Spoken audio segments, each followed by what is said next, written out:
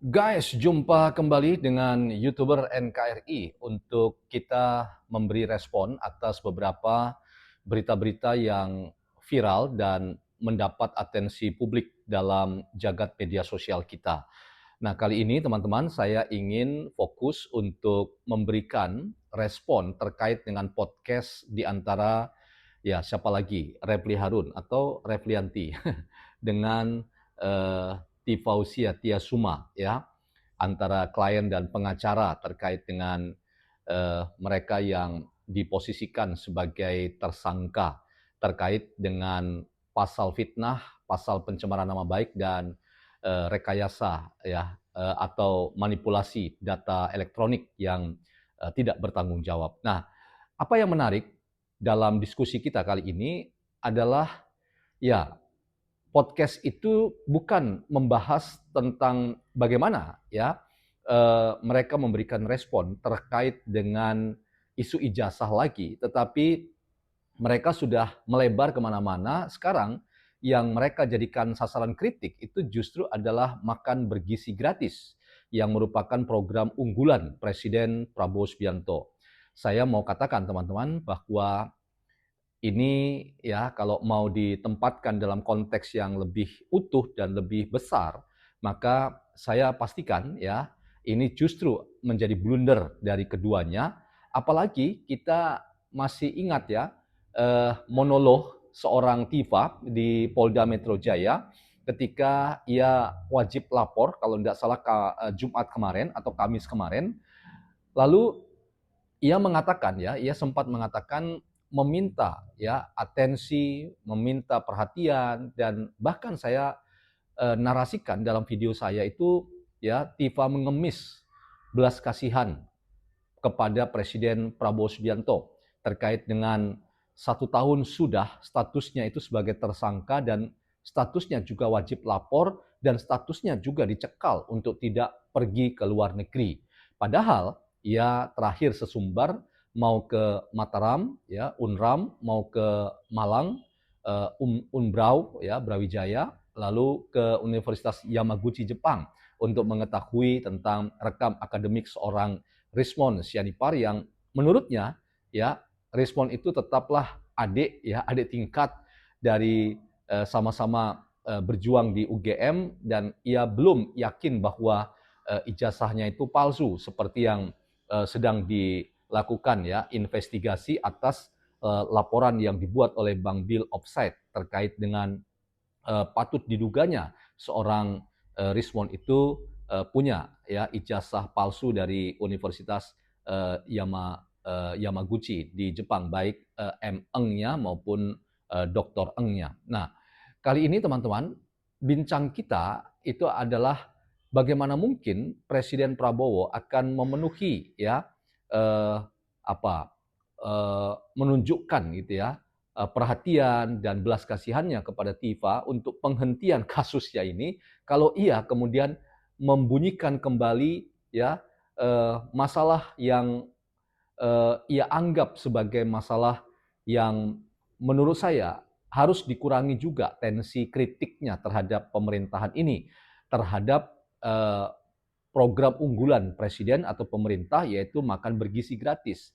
Kita tentu terbuka bahwa ada kekurangan di sana sini, ada hal-hal yang perlu dikoreksi terkait dengan program MBG, tetapi kalau mengatakan bahwa program ini adalah program yang justru menciptakan ya ruang korupsi baru, nah ini ya terus terang akan menjadi perhatian pemerintah yang bukan perhatian terkait dengan eh, apa yang menjadi masukan dari Refli dan Tifa, tetapi justru pada kritik mereka yang menurut pemerintah itu bisa kontraproduktif dan ini menyulitkan untuk bisa memberikan ya perhatian ada atas masalah lain yaitu masalah uh, ijazah yang menyeret ya Roy dan Tifa sebagai tersangka. Namun ya podcast mereka berdua ini makin mengasyikkan ya.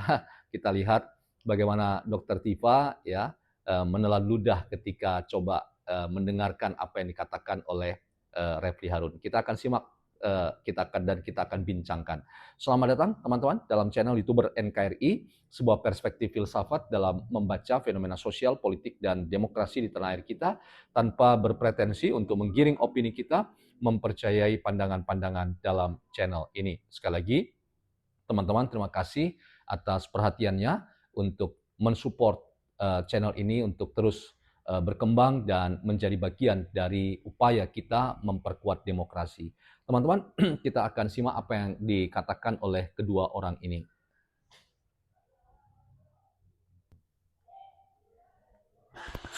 Memakan uang sampai lebih dari 1.000 triliun. Iya kan 400 triliun untuk makan siang gratis per tahun loh, per tahun loh itu. Iya. Per tahun. Bayangkan.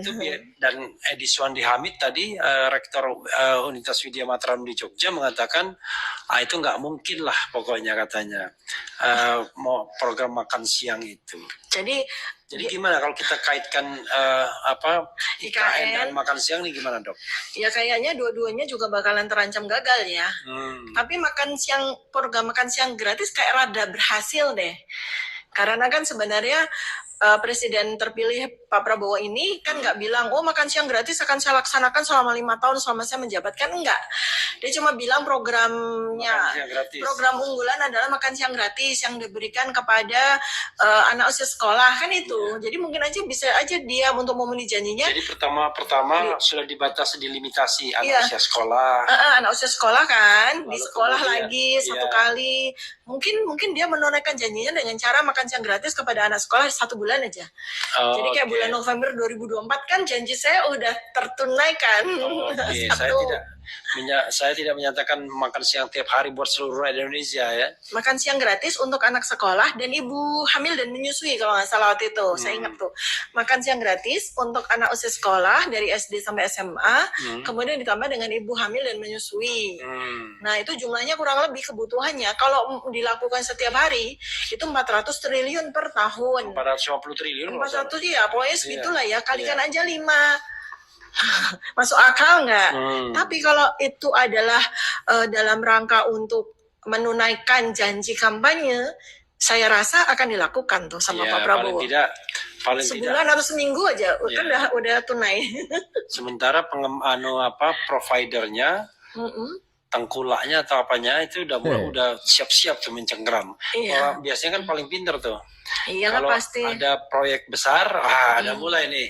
Dulu EKTP dan lain sebagainya kan. Tapi ada dua kali uji coba ya, yang disiarkan kan di media ya. Pertama itu di Tangerang, di sebuah sekolah dasar yang ikonnya adalah Pak Erlangga Hartarto waktu itu. Dia ikut-ikutan makan siang gratis, tapi yang dikasih buat anak sekolah itu siomay. Itu dianggap sebagai makan siang sehat gitu kan. Kemudian habis itu dilakukan di Papua. Aduh saya miris banget ketika lihat video yang diuji cobakan di anak sekolah S Papua itu. Kenapa? Saya miris sekali dengan piring yang disiapkan untuk mereka. Isinya itu nasi putih, kemudian ada semacam sayur gitu ya, kayaknya sayur singkong atau kangkung, kemudian ayam goreng. Dari nasi putihnya aja saya udah miris. Kenapa? Karena mereka nggak makan itu. Karena genetikanya, nutrigenomiknya, genetikanya orang Papua itu kan bukan pemakan nasi. Mereka baru mengerti makan nasi kan baru register diajarkan oleh orang Jawa, oleh para pebisnis pangan yang punya kepentingan bisnis di sana. Bayangin aja ya, 1 karung beras di Papua itu harganya 1 juta. 1 karung.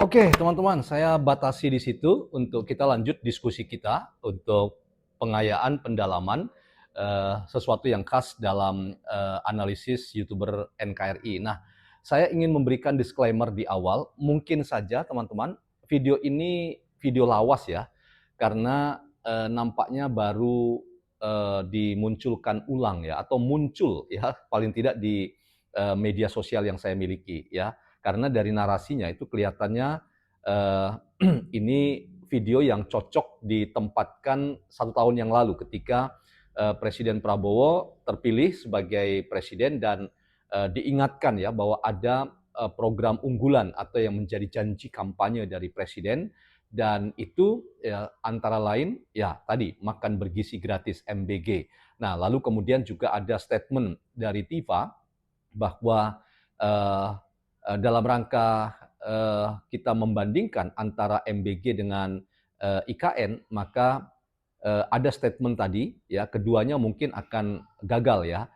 Mungkin ya pernyataan ini sangat kontroversial. Paling tidak kalau hari ini kita mau bicarakan tentang kedua program itu ya, baik MBG maupun IKN ya semuanya bergeliat menuju pada pembangunan IKN dan juga program unggulan MBG yang baik-baik saja, kendati pun ya ada banyak kekurangan di sana sini, tetapi yang pasti bahwa IKN tetap bergerak dalam ritme pembangunannya dan juga sudah ada statement politik baik dari Presiden maupun Wapres untuk pada waktu-waktu yang sudah disepakati ya menuju 2029 Presiden dan Wakil Presiden mungkin juga Wapres duluan akan segera berkantor di sekitar ibu kota Nusantara di Penajam Pasir Utara.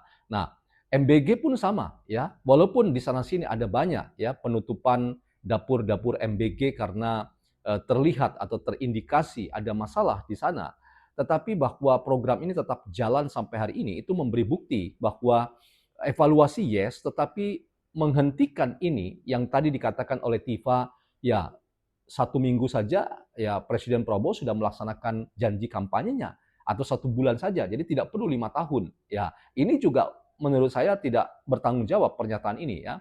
Ini pernyataan yang berbahaya sekali karena sampai menuju tahun kedua periode pemerintahan Prabowo Gibran ya, program MBG itu tetap menjadi program unggulan yang oleh seluruh pemangku kepentingan khususnya jajaran kementerian terkait yang berada di bawah langsung ya perintah presiden itu tetap ya bersatu padu melaksanakan tugasnya untuk mensukseskan program unggulan pemerintah yaitu makan bergizi gratis. Nah, jadi kalau kita tempatkan dalam konteks apa yang saya tadi analisis, nampaknya video ini mungkin video lawas ya, tetapi terlepas dari itu, kalau itu dimunculkan kembali saat ini podcast di antara mereka berdua ya, ya itu menjadi satu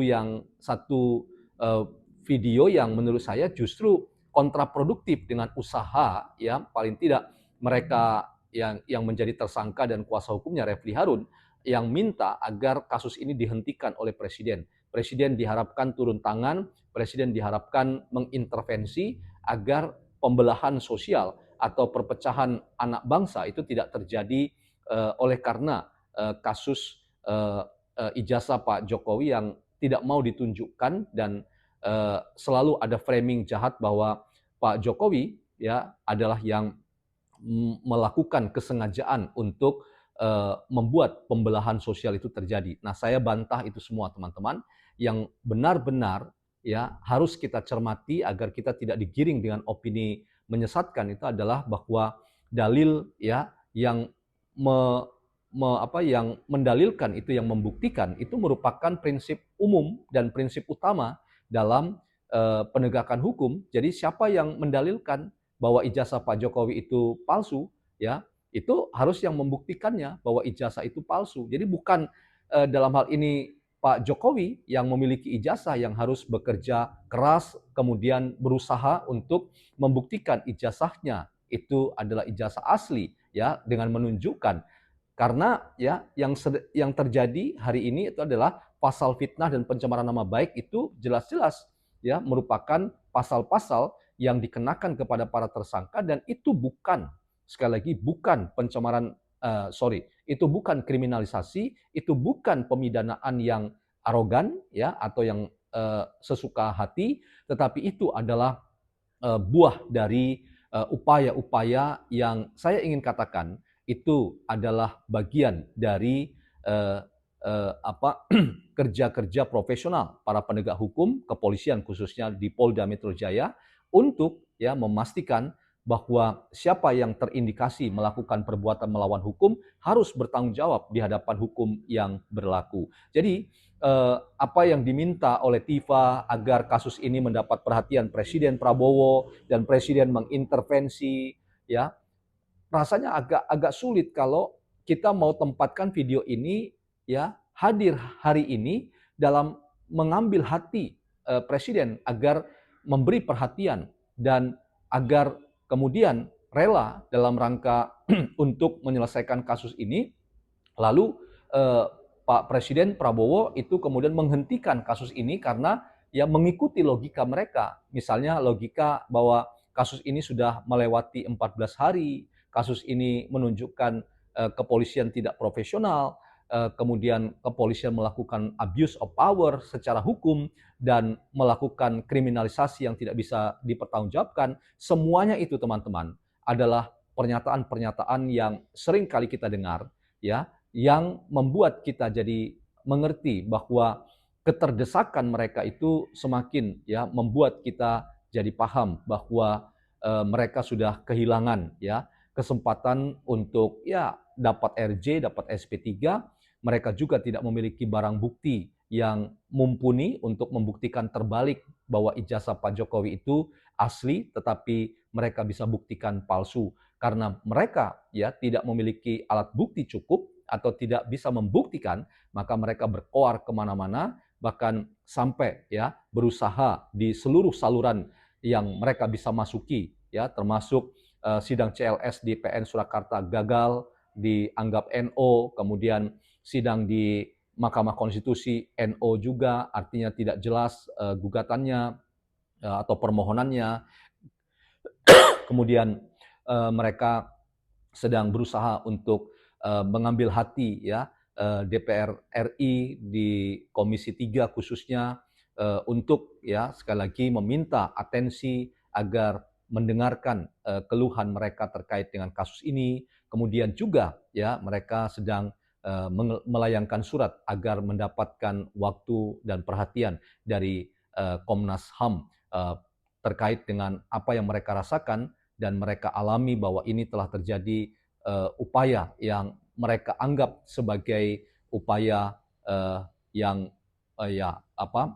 mengambil hak asasi manusia yang mereka rasakan sebagai tersangka sampai hari ini, yang bagi mereka ini sudah melewati waktu-waktu yang wajar. Jadi teman-teman, kembali kita simak ya apa yang dikatakan oleh mereka berdua ya, podcast itu ya ketika mereka dalam tanda kutip menyerang program unggulan Presiden MBG atau pemerintah. Menurut saya evaluasi mereka oke, tetapi ketika itu ditempatkan dalam konteks mereka ingin mengambil hati Presiden agar ikut serta dalam menyelesaikan urusan ini, maka saya pastikan urusan ini tidak selesai begitu saja. Urusan ini adalah urusan yang harus kita sebut sebagai urusan yang yang bagi saya Presiden akan terus justru kencang untuk memastikan ini selesai secara hukum dan ini akan berakhir pada kepastian hukum dengan menetapkan tersangka menjadi terdakwa